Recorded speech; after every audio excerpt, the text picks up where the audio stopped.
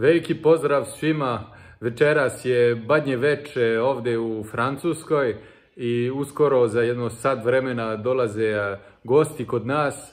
Brat, sestra sa njihovom decom, tetke, stric, svi ćemo biti ovdje na okupu i htio sam da vam pokažem i ove godine kako to izgleda kod nas. Da vam pokažem kao prvo kako izgleda sto, znači sto će biti ovdje i za decu gore tamo isto. I tu iza mene, tu na kaminu, ikona iz Metohije, Sveti Đorđe koji čuva našu porodicu ovdje i koji će biti uz nas večeras.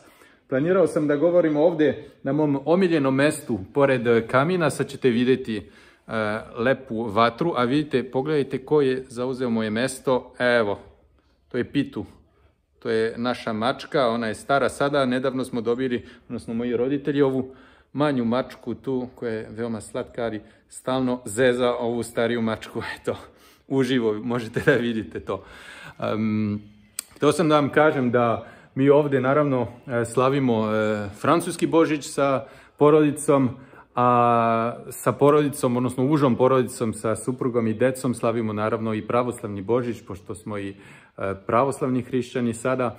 Tako da za mene ima mesto za dva Božića, u smislu da je taj Božić koji slavimo 25. decembra porodični praznik kad smo svi na okupu ovdje u Francuskoj, gdje nam je izuzetno lepo i toplo i jedva čekamo svi da se okupimo, dok je pravoslavni Božić i pravoslavno badnje veče više duhovan praznik za mene i tada idem u crkvu i volim da budem i u manastirima kad je taj praznik u pitanju.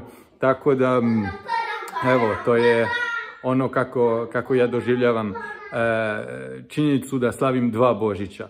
Inače, možda ste čuli, iza mene su moje kćerke, pošto su mnogo uzbuđene, jedva čekaju da dođu sestre, odnosno rođake, ali to su sestre od mog brata i moje sestre. Ne, sad pričam na srpskom, Irena. I tako da smo im pustili tamo crtač. Nemaju često priliku da gledaju, pa sada uživaju malo.